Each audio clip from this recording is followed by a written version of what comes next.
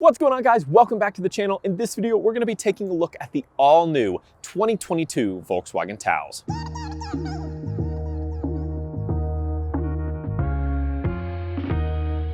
So if you guys have seen my first look video on the 2022 Taos, you'll know that I was very excited for this vehicle. I'm a huge fan of the subcompact market. That's kind of where I like to buy vehicles. I had a 2019 Crosstrek. I actually just turned my lease in early. If you guys are interested in what I turned my lease in early for, spoiler alert, it's brand new. Check the card above. I made a first impressions video on that. Head over to my tech channel and check that out if you're interested. But the subcompact market is highly saturated now as more and more of these manufacturers come out with new vehicles, but Volkswagen has really yet to put their hat into the ring.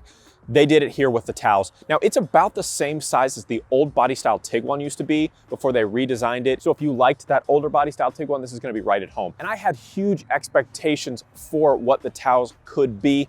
And there's a lot of ways that it really, meets or exceeds those expectations.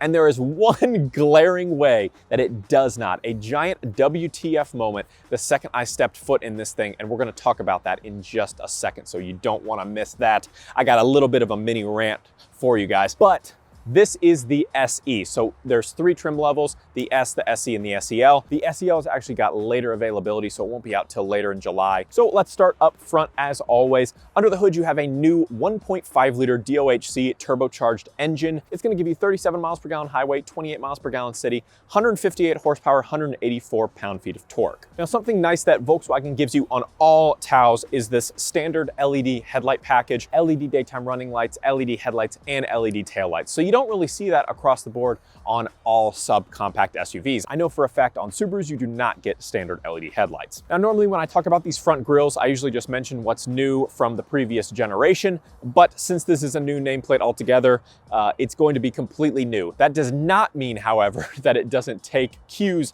from its older siblings in the Tiguan and the Atlas. So you are gonna see some very familiar elements. It looks kind of like a baby Atlas, in my opinion. It's got this little hook right here that we're seeing on all the newer Volkswagen SUVs.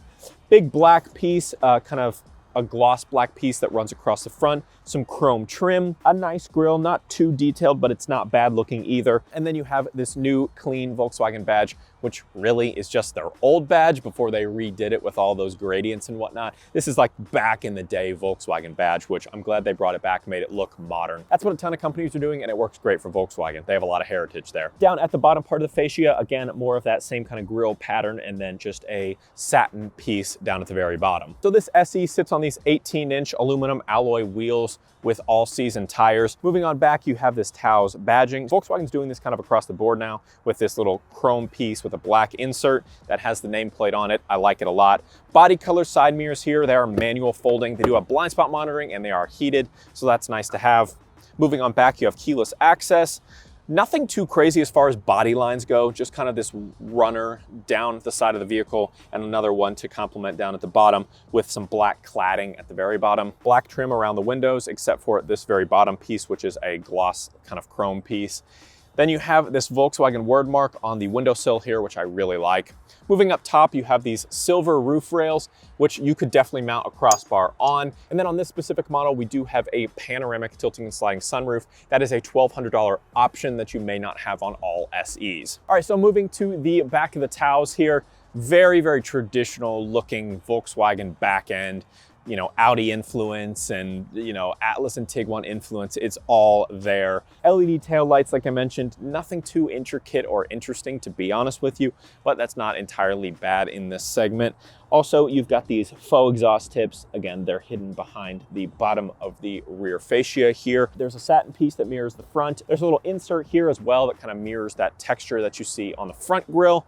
This Taos badging, very weird placement for it here on the very bottom of the rear liftgate here, but that's kind of what they're doing now. Big Volkswagen badge right here, standard rear camera up underneath, SE badging as well. A little bit of a spoiler here to keep stuff off of your back windshield, but if you do get it on there, you do have the rear wiper to take care of that. No power liftgate, just a manual liftgate here. Now let's talk about the cargo space. You get a lot of cargo capacity for this size SUV. You get 28 cubic feet of cargo capacity with the rear seats up, 66 cubic feet of cargo capacity on a subcompact SUV. That's crazy. That is class leading. For reference, my 2019 Crosstrek had 55 cubic feet of cargo space with the rear seats down. This has 66, and it's 2 inches shorter than the Crosstrek. Just an absolutely incredible utilization of the space inside this SUV. Up underneath, you do have an emergency spare tire and some tools.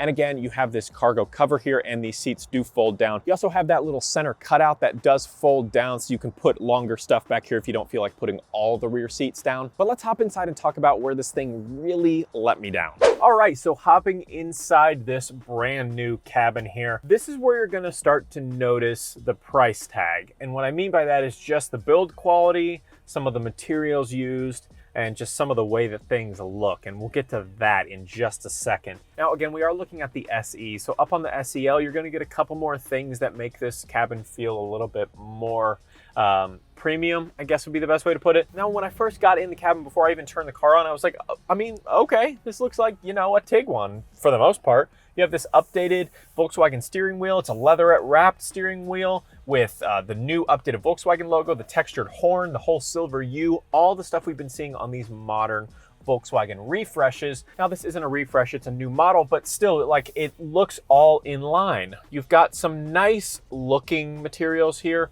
You do have kind of a plastic up top, 100% plastic, hard touch here. You do have kind of a little bit of a more soft touch plastic here, a not very premium feeling, but looks okay, kind of black satiny piece that runs across, and then more hard touch plastic just about everywhere else, except for the little leatherette wrappings around the steering wheel, shift column, and then the center armrest here. So I turned it on and I was like, all right, I mean, this looks like every other Volkswagen for the most part at the lower trim levels that I've ever sat in. So let's boot this thing up. And I pushed the push to start button, and this absolute abomination of a digital dash turned on. I'm sorry, guys. Like I said, I try and keep things as blunt and honest on this channel as I possibly can. And this digital dash is hands down the worst thing that Volkswagen has made in years. Years! What is this thing? I am not exaggerating when I say that I have seen nicer looking digital displays in mid-2010 Hondas. This thing is awful. I don't know if this is like their new thing. This is the first Volkswagen I've ever seen it in. And it's just not good. Volkswagen, it's not good. And here's the most frustrating part about it. Not only does it look awful, in my opinion, but you have all of the space there for the normal digital dash that you get on the SEL, which is fine. That one's fine. I like the look of that. It's on every Volkswagen that has a digital dash. The Atlas, the Tiguan, the Jetta, the Arteon, you name it, it has it. This is something weird. And I mean, I'll go easy here and say that I guess I'd rather have a digital display than not, but that's not everybody. And honestly, this is pushing it for me. I'm gonna stop for the sake of people that may like it. Everyone has their own preferences, and I'm a little bit worried, and here's why. In the build menu on Volkswagen's site, they call this the Volkswagen Digital Cockpit. This is not the Volkswagen Digital Cockpit.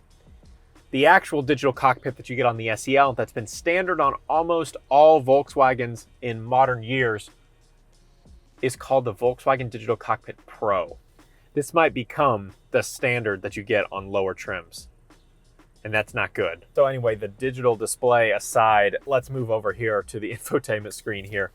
So you're gonna get an 8-inch screen on higher trim levels. It has some nice features. You've got Sirius XM, AM, FM radio, Bluetooth, your IQ Drive Assist systems, media, App Connect, which is wireless, so wireless Apple CarPlay, Android Auto, vehicle menu, you got your sound system, you've got your settings, and you can set up CarNet as well. You also have your rear view camera here.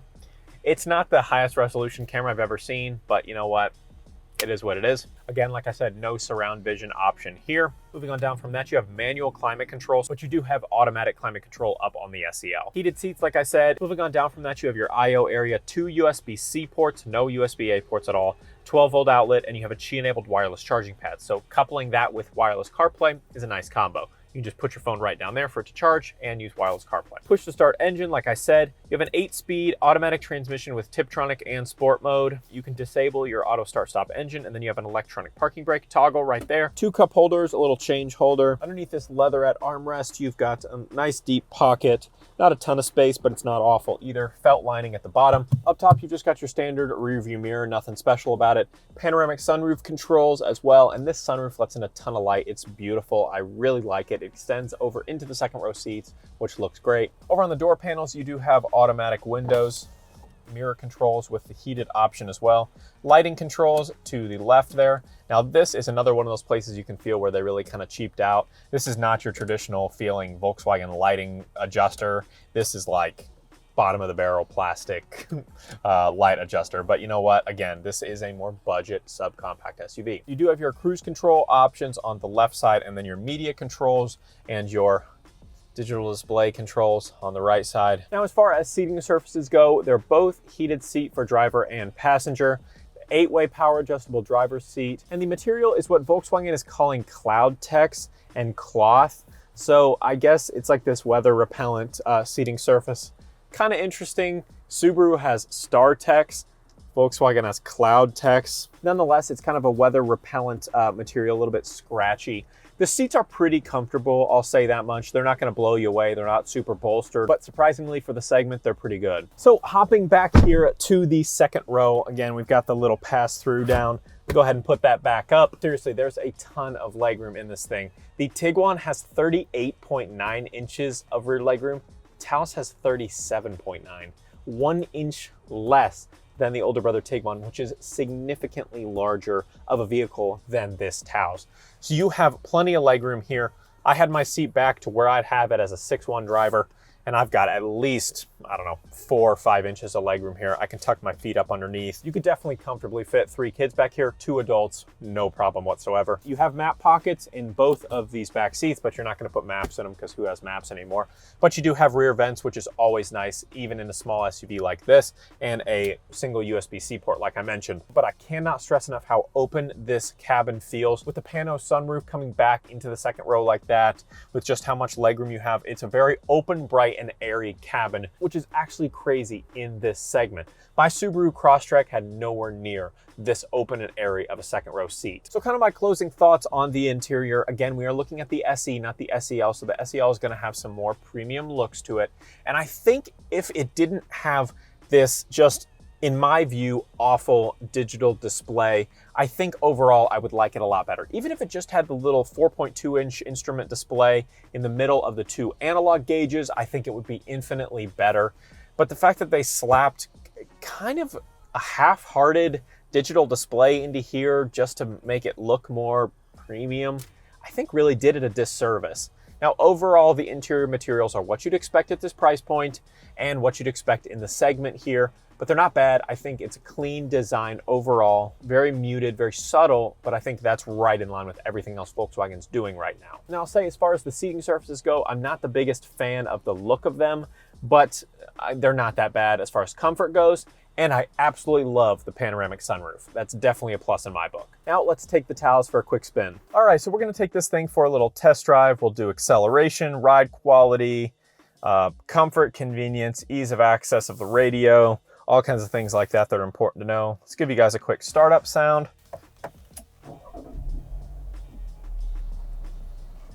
And I'm gonna try my best not to look at that dash because, man, whew. If I was going to use it though, I would probably use it in this view right here because it gives you the most vehicle information on either side. You can put anything you want on either sides of those little squares, and then your speed is right in the middle. So let's go ahead and get going. We'll just go ahead and start with acceleration once we get out on this main road here.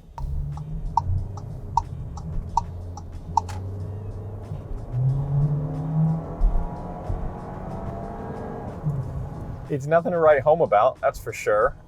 It's not slow by any means. It's got acceleration to it. Now, again, this is a subcompact, so nothing's gonna blow you away, right? For the most part, across the board of the market, it's just not that engaging. Coming from a 2019 Subaru Crosstrek, which fits squarely in that lineup as well, it's I was used to a very slow acceleration, very slow driving experience. That had a 2.0 liter Boxer engine, 152 horsepower. This has 158 horsepower. So, you know, it's right up there as far as acceleration goes. As far as ease of use and things in the cabin, the radio is great. It's very easy to access. It's not blocked by anything. You know, you have easy access past the steering wheel. All the controls are intuitive. Everything works really well. It's very responsive. You've got your assist systems with your IQ drive system, and that's going to give you your front assist, you know, emergency braking, blind spot monitor, things like that. You can also get additional safety features up on the SEL. As far as ride quality goes, it's not bad at all. It's fairly comfortable. The seats are fine, nothing crazy, but they're fine. The ride quality is very smooth. The road noise is pretty minimal. The comfort is pretty good. You know, it handles rough terrain pretty well, bumps and potholes and things like that. Not really any kind of problem. Again, you've got a little bit more ground clearance here since this is an SUV, so it tends to handle stuff like that a little bit better than a sedan would. And outside of the acceleration not being amazing, I think it's overall a pretty nice ride, especially, you know, in this segment. But as far as handling goes, it's very responsive, as most subcompacts are. You feel very in tune, you know, to the road. You kind of are able to handle everything quickly and responsively. Braking, not bad. Now, I did want to mention that this specific SE that we're driving in is about $31,000, which when I saw that price tag, I was kind of blown away. And these start at $24,000. So the fact that we were able to add $6,000 worth of options is kind of crazy. I don't know. It's the value proposition there is getting a little dicey in my book, especially because you could definitely get a Tiguan for that price. But if you don't need the size of a Tiguan or don't want the size of a Tiguan, then the Taos may be your best option. One more little minor thing I gotta complain about while we're here is just the horn. I mean, come on, guys. Listen to this thing. First of all, it's a very like electronic sounding horn. Like, you don't get immediate feedback when you push the horn button. It's a delay. So you can tell it's like an electronic thing.